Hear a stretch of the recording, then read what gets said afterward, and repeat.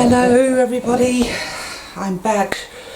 I've had to have a short, hiatus, because I've been feeling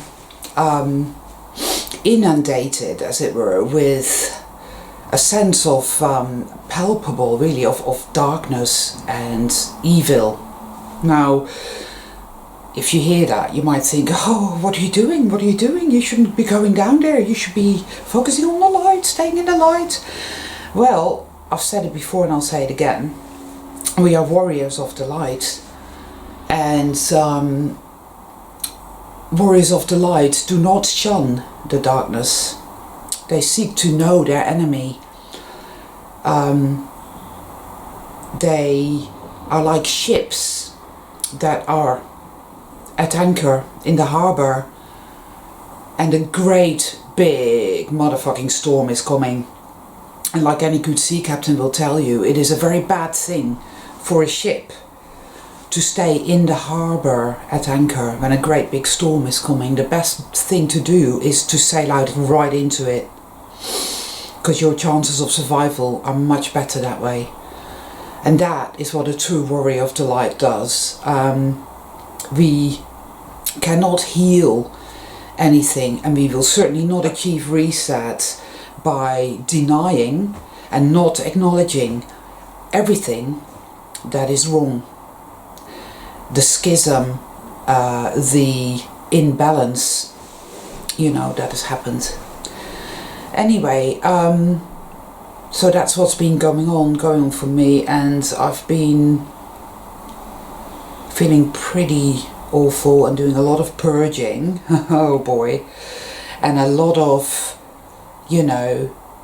staying in the light, because you do feel this awful heavy sense of dread and of, oh my goddess. I've decided I'm no longer going to say oh my god, because it just, it's wrong. Language is so hijacked. Oh lordy, see, lordy, Oof. Yeah, it's been palpable, this sense of darkness, and I know it isn't just me. I know, because there's other people that I know who have been feeling it as well, and a lot of people everywhere, very antagonistic, very angry, very hopeless, and just oof. Then I had a dream. I had a dream that I was sat on a bench and I was watching a scene unfold before me. I was in an airport. It was a very big airport, a bit like Heathrow. And there were all these gates. You get boarding gates, number 1, 2, 3, 4, etc. And they were all around. And there were people coming from all different directions, and not just people, but beings that, well, they weren't human. They looked different. They were blue or green or whatever, all different colors and all shapes and sizes.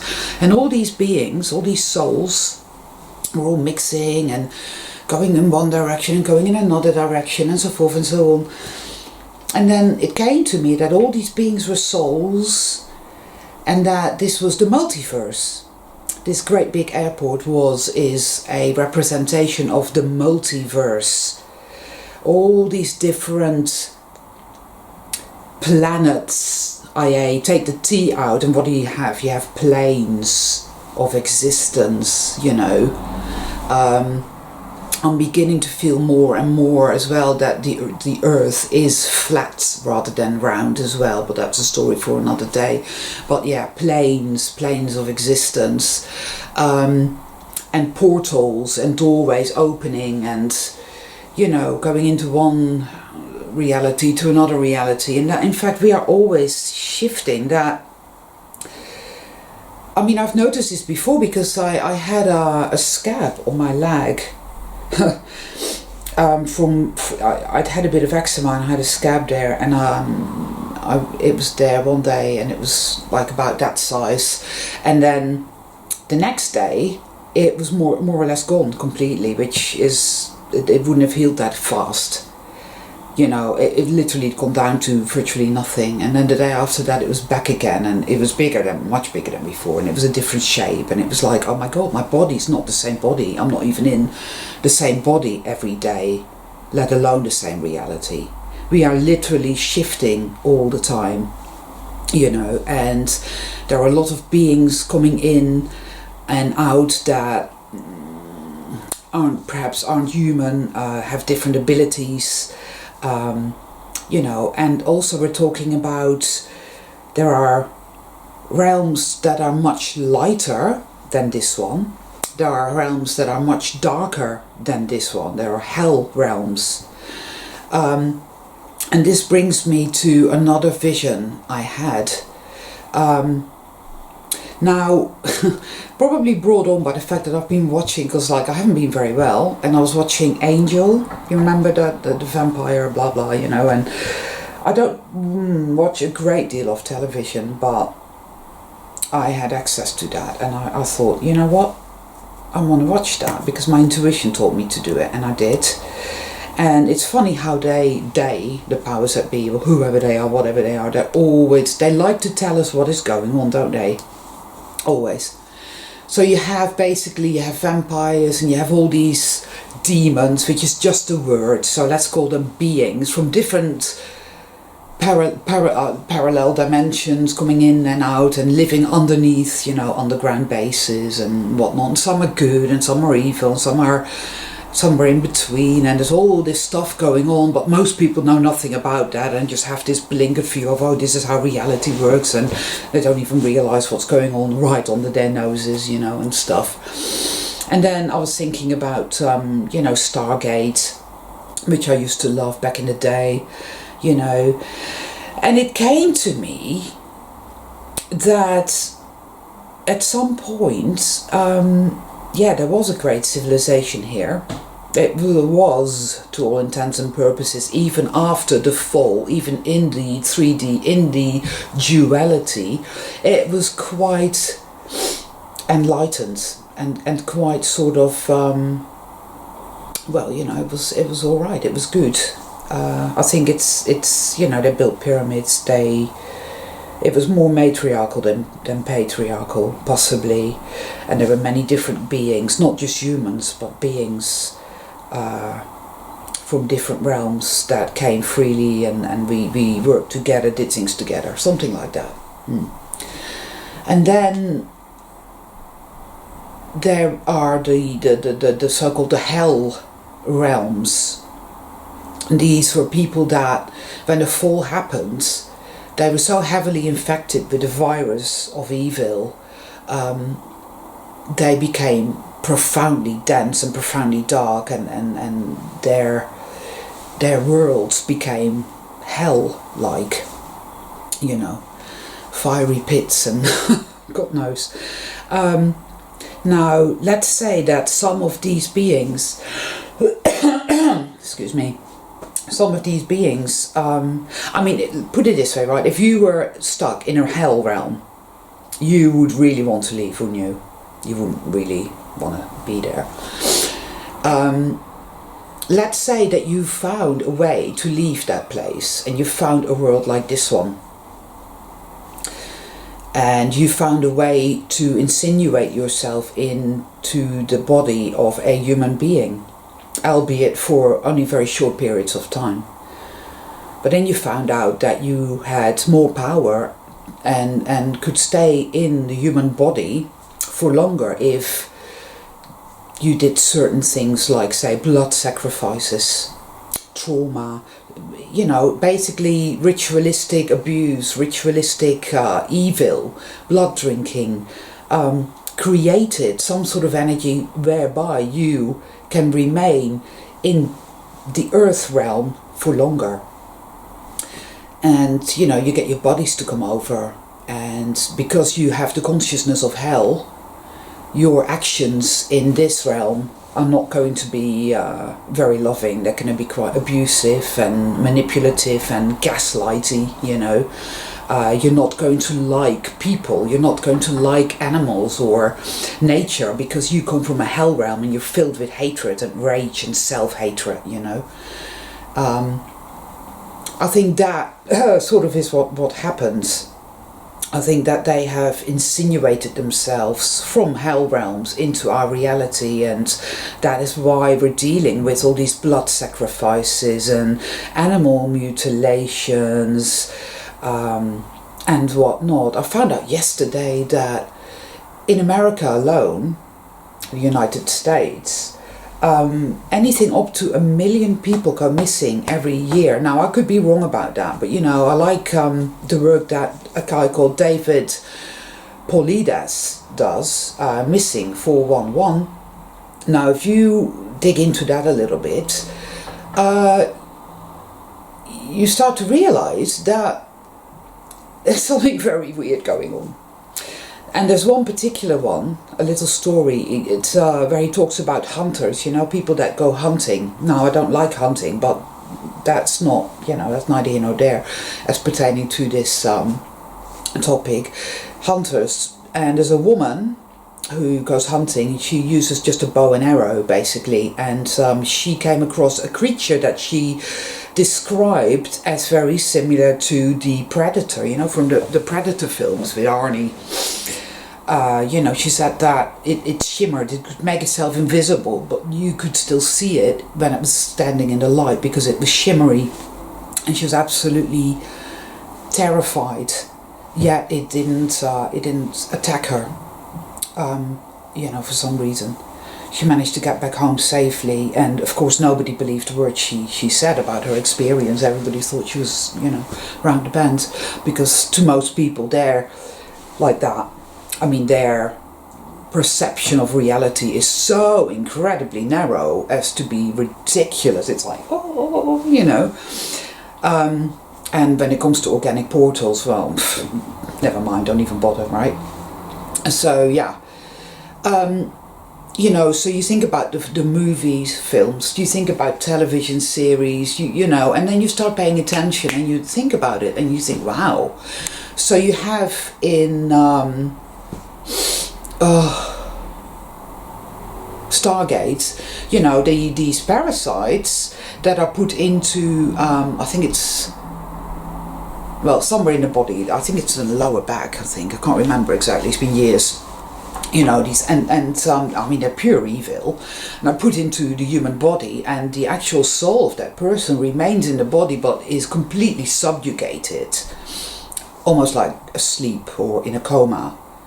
Where the parasite is in full control of the body, and it makes me think about that little clip I saw many years ago of Beyonce and Jay-Z, and they sat next to each other at some event, some minor event, and they're completely, they're not dressed up, she's not wearing any makeup, her hair is in a bob, and both her and her husband are sat there like they are, there are people that suffer from a depression so severe that they go into a kind of somnambulistic state, like that. And that's how they were sat there. And I'm thinking, so, they're alive, their soul, if they have one, or consciousness, if they have it, presumably, I don't know, is somewhere there, but it's barely functioning, and the being that possessed their body is temporarily on holiday, or it's not there, basically, it's not there, it's not in there, because these creatures, these beings, can only stay in our reality for a limited period of time, even with all the blood sacrifices and all the things that they do. They can only stay here for a limited period of time because their consciousness or their energy signature is so dense and so dark, it simply isn't compatible with ours, with this realm. But of course, our reality, this plane, is becoming, by the day it seems, darker.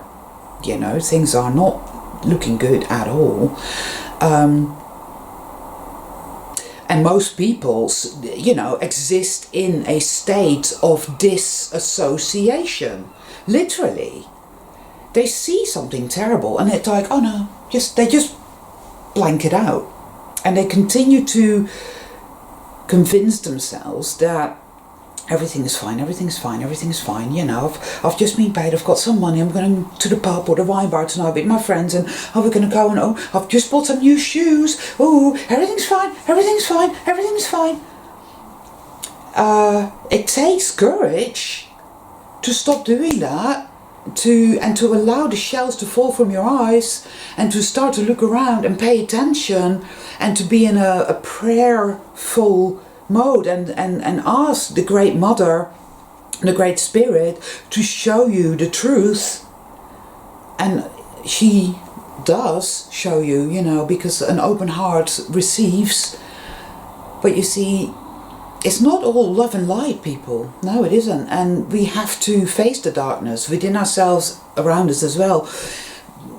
All this awfulness. There's this, oh lordy, there is a website called the Doe Network, DOE, the Doe Network, and it's all these missing people, or all these dead bodies that were found in America, in Europe, in Australia, that have not ever been identified. You know, there is the dark web, and the most horrific things are done every day in this place, because the beings that came through from these hell realms, that have taken possession of bodies, human form, this is why the elite all interbreed. I think there is a reason for that, because that DNA needs to be compatible in some way or form. That's why their eyes go black. Again, that all makes sense to me. I'm sure there is a hell of a lot more to the story, and there's probably stuff that I don't get or understand as yet. But again, it all kind of connects, or it's kind of like a jigsaw puzzle, a picture, and the pieces are slowly but surely beginning to fall into place. And sometimes it's still looking at the picture, you think, "Ooh, I can't quite see that or that," but you know, you're beginning to get it, you know. The reason our reality is now so dark, and has been, let's face it, I mean, you know, think Spanish Inquisition, right? Think the Roman Empire. Imagine the Roman Empire, it thrived on slavery. It did. Imagine the cruelty, the brutality, and imagine what people could have done to children and animals and nature, because the Romans, they loved destroying nature and cutting down trees, and it was an abomination. So it's been pretty dark for a long time, and it's because hell itself has insinuated itself into our reality, you know.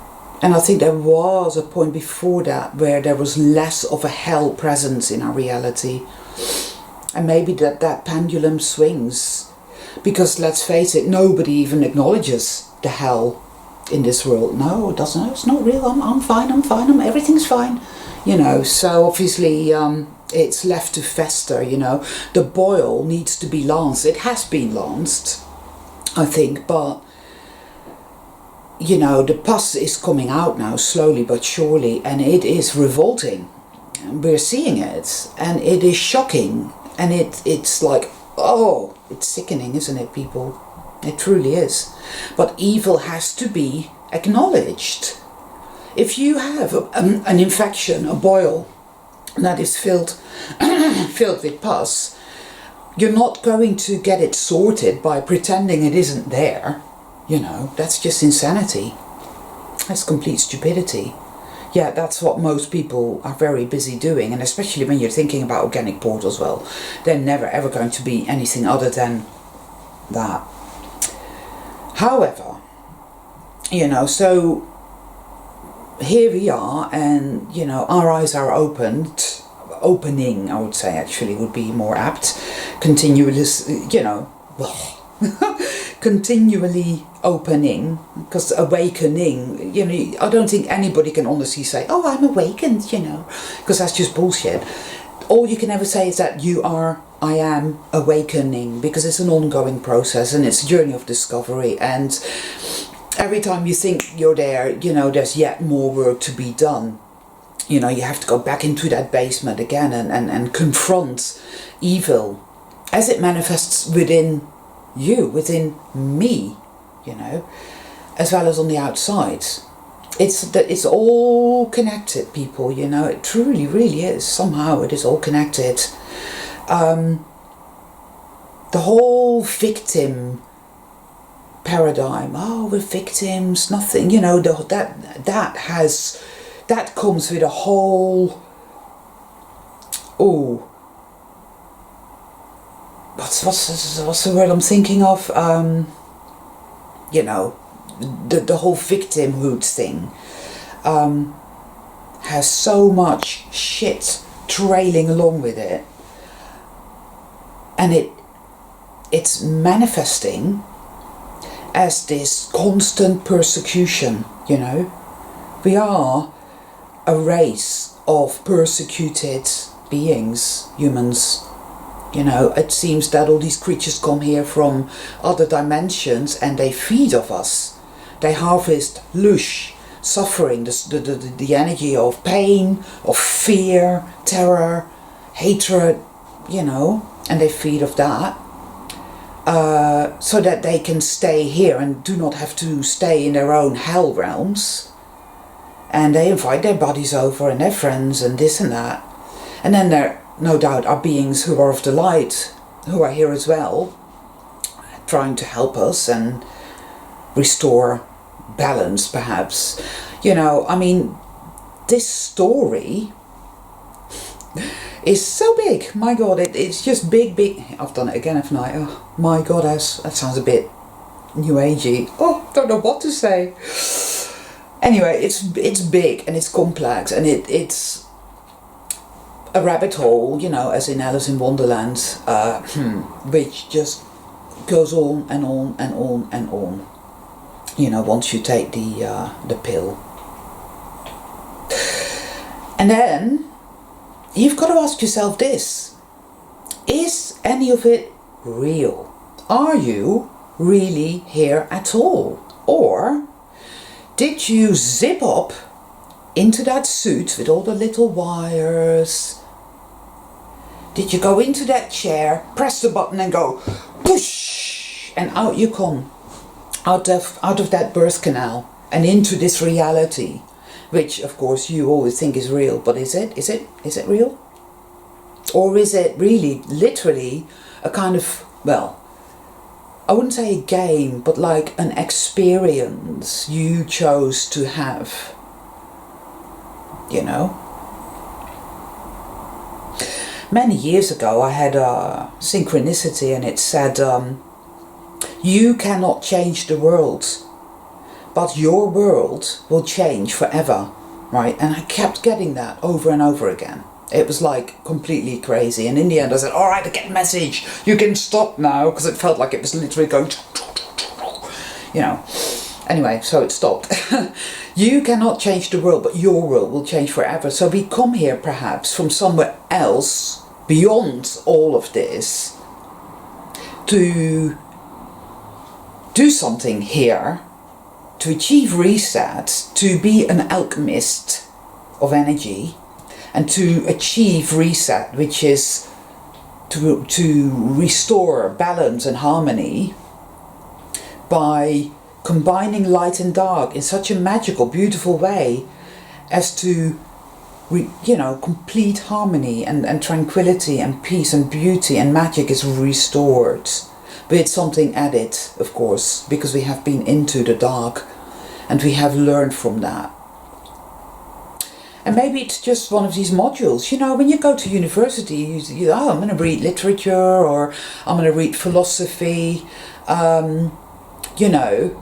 So in the university, we looked at it and thought, oh, we'll go there and do that. Yeah, that's great. We're going to read light and dark polarization alchemy, and we're going to do that quest, and, you know, yeah. And it wouldn't really be much of an adventure if you knew all along that it wasn't real. I mean, what would be the point of that, right? So that notion is one that is very persistent with me, that no, it's not real, and you're not really here, and this is not real. But you know, if I stick a, I don't know, kitchen knife in my thigh, it's going to hurt, isn't it? Anyway, yeah, that's really all I wanted to talk about today. Just that, you know, when it comes to evil, it has to be confronted, it has to be acknowledged. It lies not only on the outside, but also within us. And that is where we deal with it. You know, that's where we start to deal with it anyway. To take responsibility for our own intentions, feelings, mind, without condemnation. You know, people say you mustn't judge, you mustn't judge. I say we mustn't condemn, we mustn't condemn. Judgment, as in discernment, is very important. You know, it's very important, and love is very discerning. You know, you will be able to walk through the roads and the streets, and you'll be able to recognize evil when you see it. It can be, you can be walking through a housing estate, and you can feel this palpable sense of darkness. It's like, whoa, something bad happened here, or is happening here.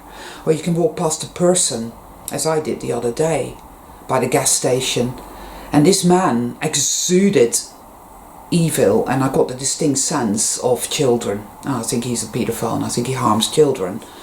I can't prove that, and there's nothing I can do, but I could feel it very strongly, and I could hear sounds of children screaming and crying, and I felt physically very, very sick. And the whole day was spent just feeling really awful. That's the kind of shit that's been happening. Yeah, this is what warriors of the light are capable of. We can do this. We can also reach, you know, achieve reset. That is why we're here, and that's what we must do. And you will learn more and more and more as you walk your path. You will. You know, these times of heavy purging, and this year 2018 is all purge. My God, it's been done it again. You know, isn't it, guys? It's purging, and then all these habits that we have because we've been in this reality which is so invaded with hell consciousness. And it's done a massive number on us, you know, guys. It has. Our behavior, the way we think, our perceptions, everything is skewed, you know, and it's not our fault. It isn't our fault. But we are taught to condemn ourselves for it and hate ourselves for it. And that is what drives it down into darkness even more, of course. You know, so if there's one message for today, again, it is do not condemn yourselves. Know that this darkness in your being is programming. You did not put it there. You are all beautiful and you are pure, and that was never even a question. You are beautiful, you are precious, and you are pure, and you are courageous and strong. But if you're a warrior of the light and you're a phoenix warrior, then, you know, you're going through a lot of stuff here. So be your own best friend. Stop judging yourself, condemning yourself, and giving yourself a hard time. And these thoughts and these feelings, learn to bear witness in a loving, supportive way. And always ask yourself this. Yes, Courtney. What would love do? Would love kick the shit out of me for making a mistake, for having this thought, for feeling that way, for not being perfect? No. Love would say, it is not your fault, my child, for you did not make it so. I love you. You are wonderful. You are courageous, and you're doing such a good job, and it's all going to be all right. That's really it.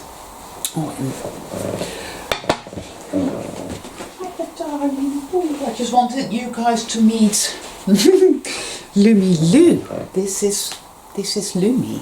Oh, say hello. This is my lovely Lumi. They come as a set, you know, the black cat Toto, aka the little one, and this is Lumi, which means snow in Finnish. They came together black and white. So apt, really, you know, really, really apt. They'd been abandoned a bit, and well, they're quite old, but I love them, and they're so, so wonderful. I just wanted you to meet Looms. There we go, my darling. He wants a little snack. He wants to eat continuously. I don't know what's up with my cats at the moment, but they just want to eat and eat and eat. Of course, cats are very sensitive, all animals are, and they can feel that there's a disturbance in the force, you know. And my other cat, Kismet, was in a fight, and I had to take him into the vet. He was not in a good state at all, but he's doing all right now. He's better again. Anyway, people, wherever you find yourself and whatever is happening for you, you know, hang in there and know that you are worthy and precious, and that you matter, and you're important, you know. And always ask, what would love do? What would love do? In the middle of all this chaos, cultivate love. Okay, because love is more important and more powerful and more magical than anything else. It may not seem that way, but it truly is. You know, love is shining the light on all this evil, and there's no longer any possibility of denial.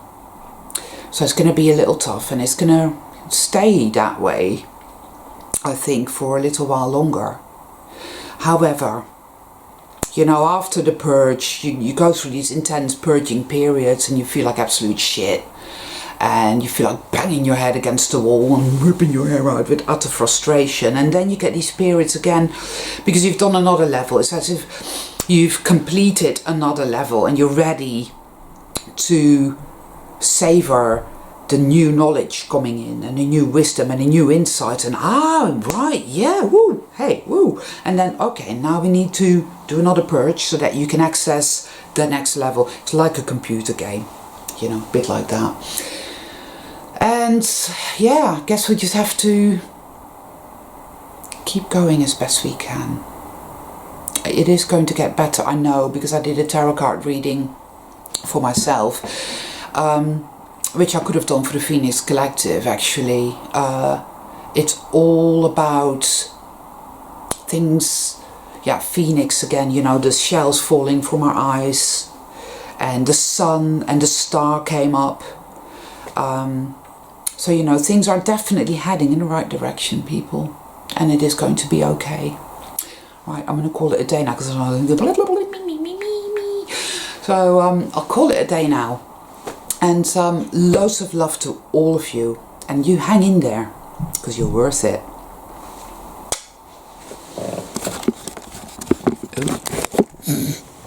Ooh.